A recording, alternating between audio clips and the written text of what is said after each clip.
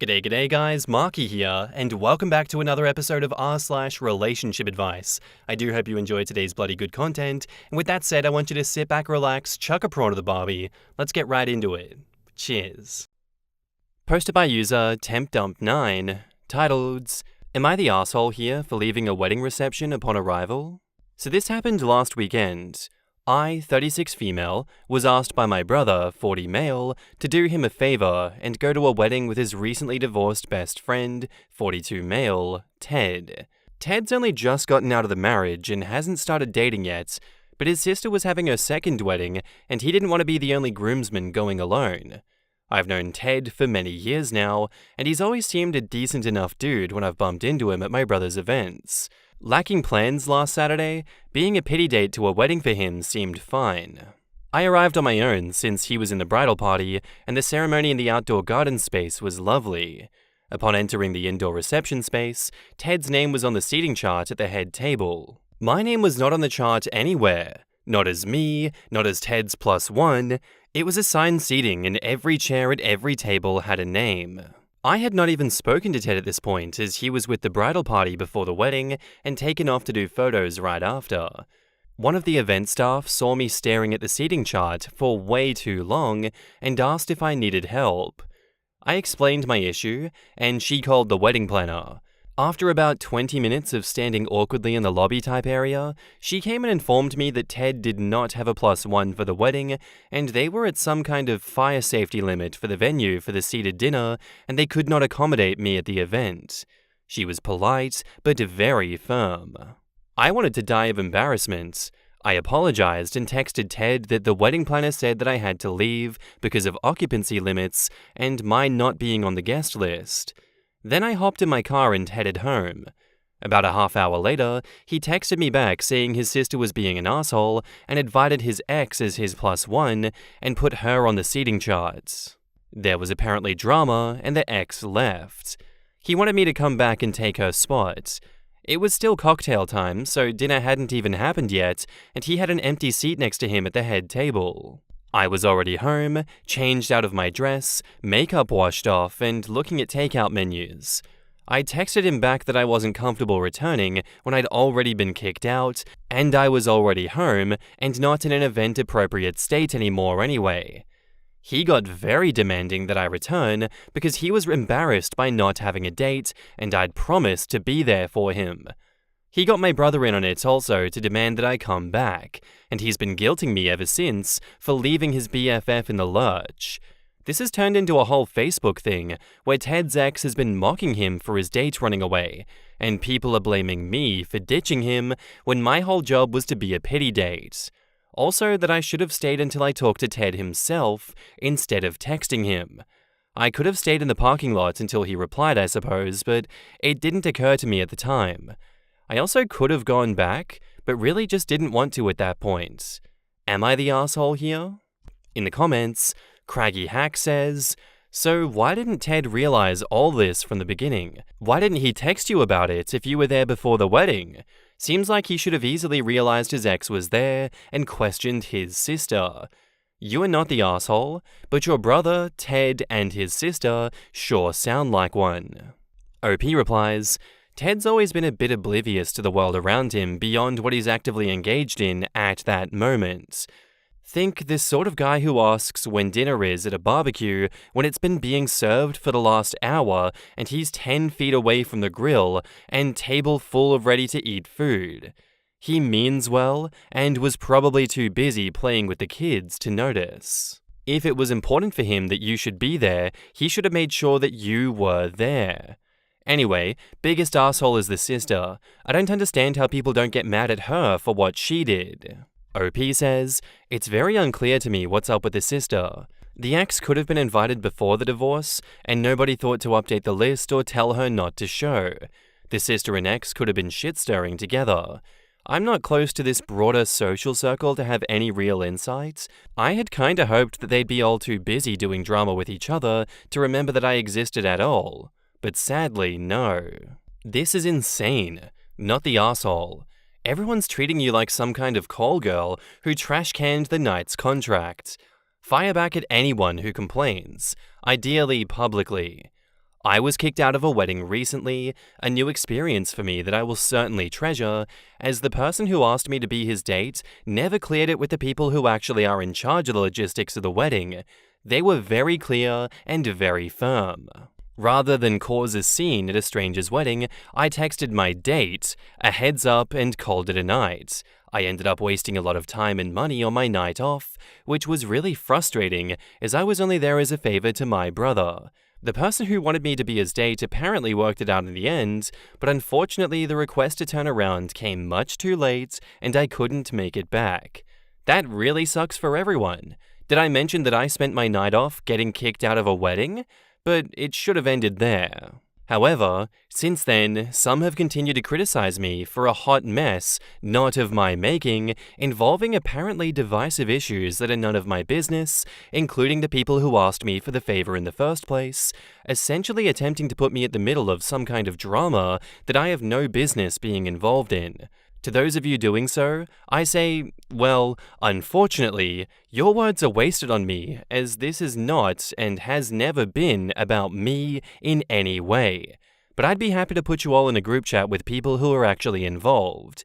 Luckily, I have your names and numbers. The moment that OP's brother called to make her go back, I kept thinking that she should tell him to go get dressed and be the +1 if it's so important. Yeah, I agree with that statement. I do think if it's so important to the brother that he had a date, he should have just been the one to do it. It's 2024, like, you're allowed to have a guy as your date. That's not really a weird thing anymore, I wouldn't think. But also, the world does not revolve around my opinion. Regardless of the fact, I think that OP is squarely not the asshole in this situation. I mean, you did get kicked out of a wedding, and it seems as though hours passed between you leaving, getting back home, and getting undressed until he finally realized that you were gone. If he had caught you around the time that you sent that text message, I think it would have been a different story, but so much time had passed that you were already looking for takeout. I think it's ridiculously unreasonable of him to have suggested that you were being a dick at all by not, throwing on some makeup, getting that dress back on, and screaming all the way down the highway back to the wedding. It's unfortunately that some people's heads are so far up their own asses that they just can't distinguish the shit coming out of their mouth from the shit they're surrounded by. And now, onto the update. To clarify a couple of things, I knew that I wasn't going to see Ted until after the pictures. They got ready off-site and did the arrival at a ceremony thing in classic cars. I was pre-warned that pictures would be immediately after. Ted even suggested that I only show up at the reception and skip the ceremony because of this. But I thought that was rude. Plus, I like weddings. That's some of what got me into this mess in the first place. This is not to defend Ted, just to explain the logistics. Drag him for what he deserves, not what was agreed to in advance. Also, the Facebook drama only started on Friday, which is what prompted my post. From the Facebook drama, my brother realized he got a warped version of the story from Ted. He reached out last night and invited me to a nice dinner, his treat, later this week. He apologized sincerely. He also asked my permission to enter the Facebook fray on my behalf. Better him than me. We're good, and that's all that I care about here. The rest of the tea is from my brother. Ted's sister is the one who introduced Ted to his ex.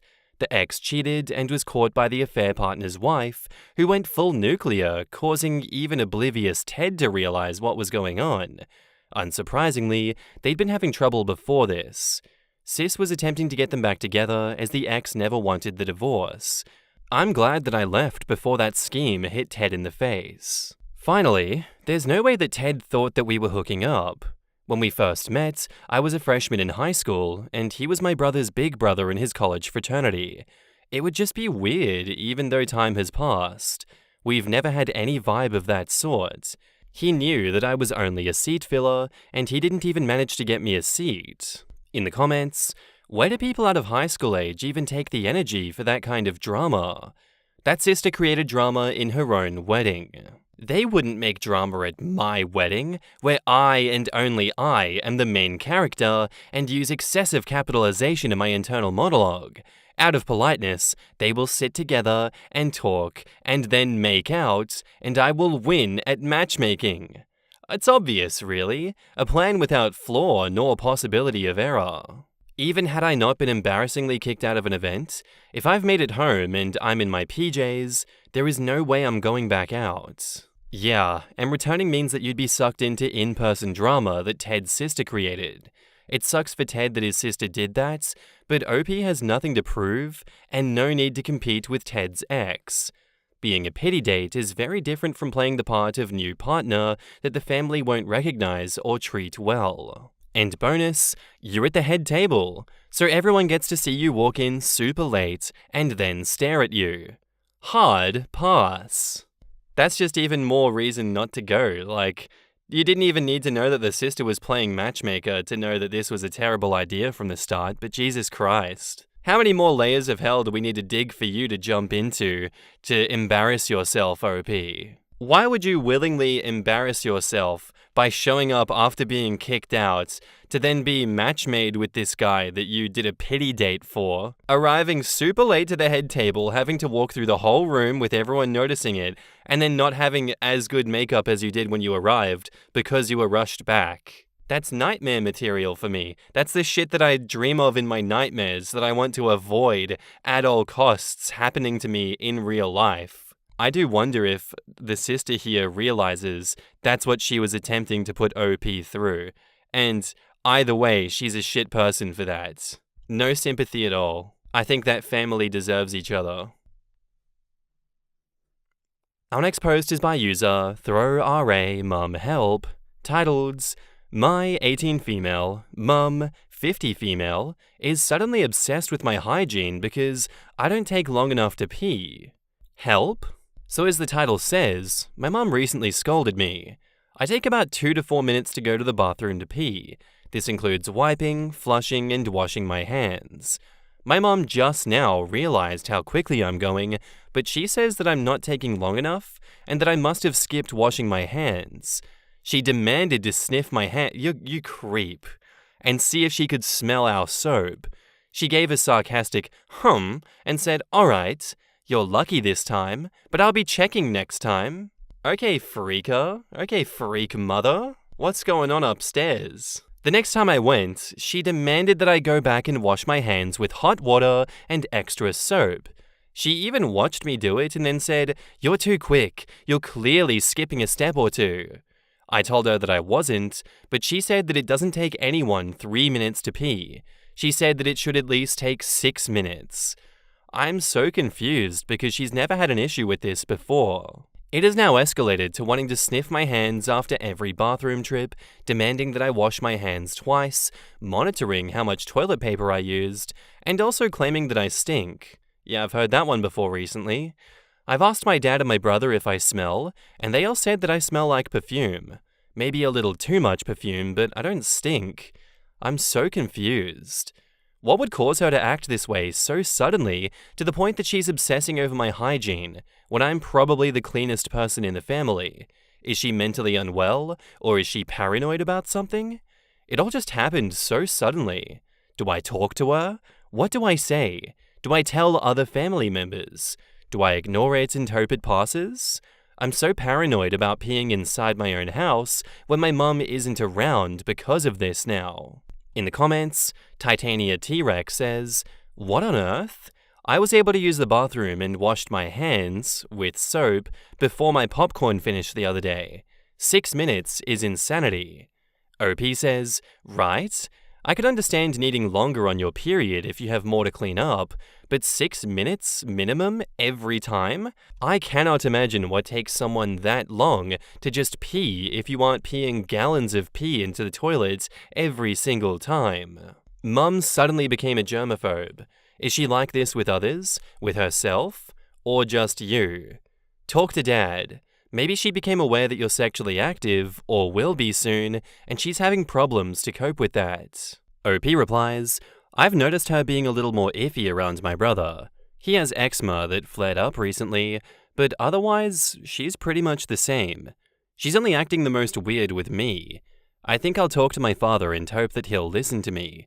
I do not plan on being sexually active anytime soon, but ever since I turned 15, she's been convinced that I was going to sneakily do it with someone at school and was persistent in trying to make sure that I never learned sex ed in my health class. Joke's on her, my school requires it, so I learned it regardless. Maybe that's the reason.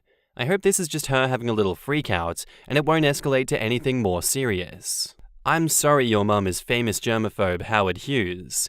It seems like she could use an evaluation by a professional because what you're describing here sounds pretty far from a normal level of concern. OP replies, I'll have to have my dad try and convince her to be evaluated because my mom has always been a I don't want to be in therapy kind of person because she thinks that she's too old. It also doesn't help that she is convinced subliminal messages will cure us of mental and physical health issues. This is giving me serious mental unwellness, unspecified vibes. Seriously, it could turn into a safety and relationship issue.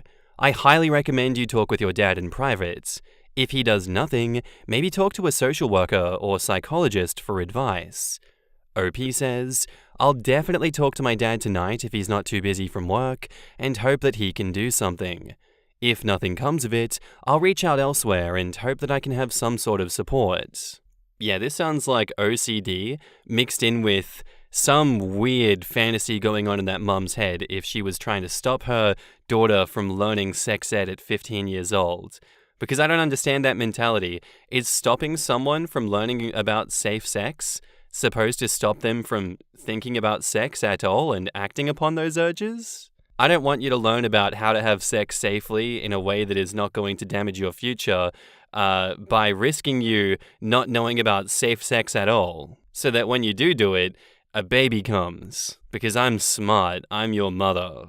This just sounds like she's got OCD out the wazoo, she's letting her anxieties and fears take over her life, and it's never going to be a good thing for you, OP.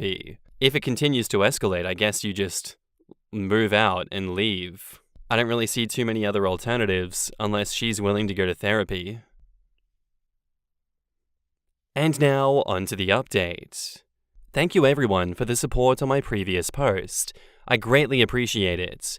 I wanted to update sooner, but so much chaos happened after my post that I just didn't have the opportunity to write an update. I took the advice of some comments to speak with my father about what was going on. I asked to go to the store, but really used that as an excuse to get him out of the house with me so I could talk to him in a Burger King parking lot over some French fries. It was around lunch when we got out, and we got kinda hungry. Knowing that my mum wouldn't hear or be nearby to twist the story as I worried she might, needless to say, he was not only speechless, but very concerned. I told him everything about her obsession over my hygiene and how I noticed her acting weird towards my brother as well. When I mentioned the part about my brother, he asked of me if his psoriasis was acting up again. I asked what he was talking about, because my brother has eczema, not psoriasis. That's when I found out that my dad suspects he has psoriasis on his scalp, but my brother says that it's eczema because my mum is disgusted by the fact that he has psoriasis to the point that her disgust developed into such extreme anxiety that he can no longer work and he's not been able to get on SSI quite yet. He even attempted to take his own life and was admitted for a week, but I was told that he was going away on a trip to Florida with a friend. I feel so lost and confused with all of this. A couple days later, Dad sat us down and said that he's noticed that my mum abused us and hurt us more than he wanted to accept and realize. Because the rose-tinted glasses finally came off for all of us, he is going to divorce her. However, we are staying with our aunt on his side in the meantime while he breaks the news, as he's aware that it will not end well. He's aware that she needs mental health support and that she can be dangerous at times, as she's threatened to hurt him in the past. He doesn't want us there to witness it if it happens. So for now, we're with our aunt as I wait for the text from mum or dad that will tell me he's either spoke with her or served her the papers. My brother is handling this all as well as he can. He is autistic and change is difficult for him, but I'm doing my best to help him as best as I can alongside my aunt. As for me, I am managing. I've been journaling to vent my emotions out and also to keep a record of things in case I may need it. I'm also using it to explore potential abuse that I've faced at the hands of my mother, seeing as there must have been things I considered normal that the public has seen as abnormal. My father is planning for us all to get therapy, but he wants to figure everything out before he can find us a therapist that is local and accepting our insurance. He has found us resources online if we need them, and I've been encouraging my brother to use them. But he's spending his days in bed gaming, only getting up to go for a walk alone at around 9 p.m. to about 10:30 p.m. I can only hope that he is not spiraling again and will not be put back in the hospital, but I'm afraid that it will end up going that route. I apologize if this update is all over the place.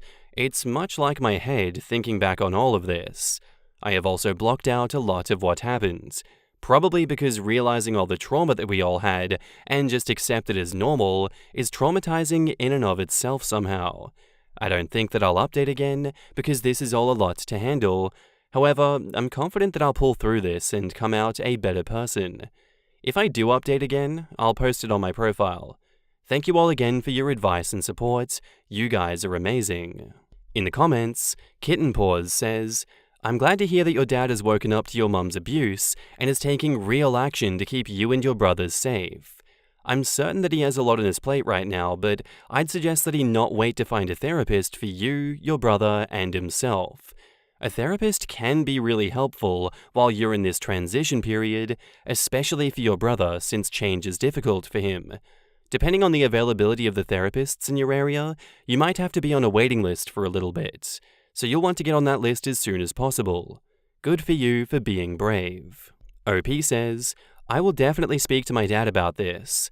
I'm hoping we'll be able to find someone. My dad told us he searched for one for my brother after his attempt, but a lot of therapists in our area don't take our insurance. Half don't take cards either. They are cash only. The only ones that were taking our insurance are 2 or 3 hours away. Though that was a while ago, so hopefully this time around we can find someone who takes our insurance. Thank you so much for letting me know about waiting lists. This is sort of a happy update. I mean, you shared your concerns with Dad, and things started to unravel. Dad is taking actions to keep you and your brother safe and away from your mother's rants. Hope 3 of you will end up on the happy side. I guess it's hard to see and suffer from a parent, so I'm hopeful. This feels like Mum's main victim, the brother, was out of reach, and that's why she started targeting OP, and that is what finally broke Dad from his haze. Whatever that haze was, it should have been broken when she started on the son and his close call with taking himself off the census. I've been watching Casual Geographic's videos. For the record, there is an odd biological principle that says for most species, the amount of time required to urinate is about 21 seconds. Smaller species have lower bladder equivalent volumes and lower pressures, so it takes about 21 seconds. Large species have larger bladder equivalents, but keep them at higher pressure, and so happen to take about 21 seconds still. That said, there can still be a fair bit of variability. Ever since I got a UTI last fall, my urine volume is up and my bladder pressure is down, so it can take over a minute, sometimes as much as 2 minutes to urinate. 6 minutes to urinate would be because of extraordinarily low pressure or else huge volumes. Yeah, this definitely was just the mother's craziness spiraling out of control because it made no sense that she was basing it on your time to pee. Everyone's different, but also that margin of difference isn't all that big. 1 to 2 minutes is normal. Oh no, look at Speed Racer over here getting out of the toilet within 30 seconds, washing their hands properly. Let me just have a sniff real quick. I'm a normal and mentally sound person that can be trusted.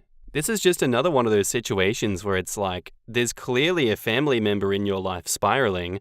I don't know why we can't get them admitted. They're also very much a danger to their own children. One of these children tried to take themselves off the census. Is that not evidence enough to get someone admitted at these points? Like slapping a 5150 on that woman and getting her the help that she so desperately needs. Like what else needs to occur in a situation like this? To get that 5150, I don't understand.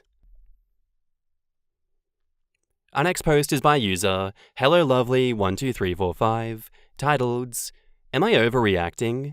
A married dad from my daughter's swim club has sent me an unsolicited sexual picture.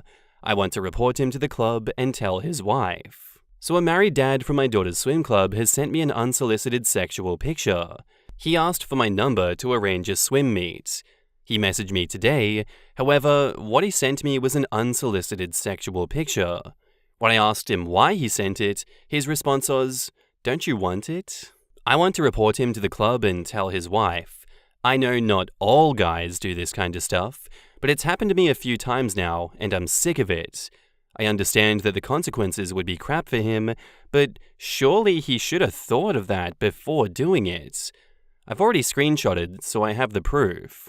In the comments, GSTLT says, "As a guy, report it. He deserves the consequences." Absolutely, I agree. What a pig. Who cares if things get bad for him? He should never have done it in the first place. Man enough to be that bold and disrespectful? Disgusting. Man enough to take the consequences. He isn't expecting any consequences for his actions. Any sexual pictures are a form of assault in my opinion. That's why he sent it to you, because he doesn't feel endangered. You should show him that he should have expected it and will expect it the next time he feels like assaulting someone. Edit to add, no overreaction on your side. Maybe you should ask your friends which action would justify a report in their eyes. Does someone have to be physically assaulted or groped by that creep so that a report is valid? Exactly. I can't believe some of the OP's friends don't want her to take any action. There's always people that'll want to protect the perpetrators from the consequences of their inappropriate actions. This guy is a major creep, and he needs to be reported to both the wife and the swim club because he used swim club business as a cover to get the OP's number so that he could send her the sexual picture. Yeah, I agree. He deserves the consequences for his actions here. It's a very much open and shut case.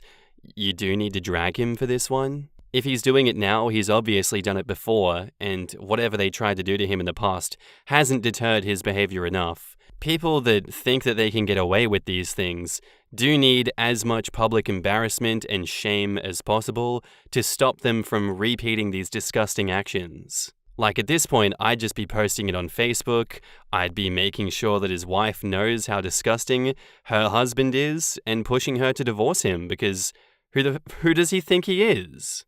You're not overreacting, OP. Definitely not overreacting. And now, onto the update. So a few people asked for an update. A married dad from my daughter's swim club sent me an unsolicited dick pic.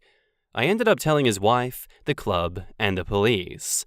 His wife is now considering leaving him because it isn't the first time that he's done something like this. He has been suspended from the swim club, his daughter and wife can still attend, but he can't. The police have created a report for this incident, and they will be interviewing him.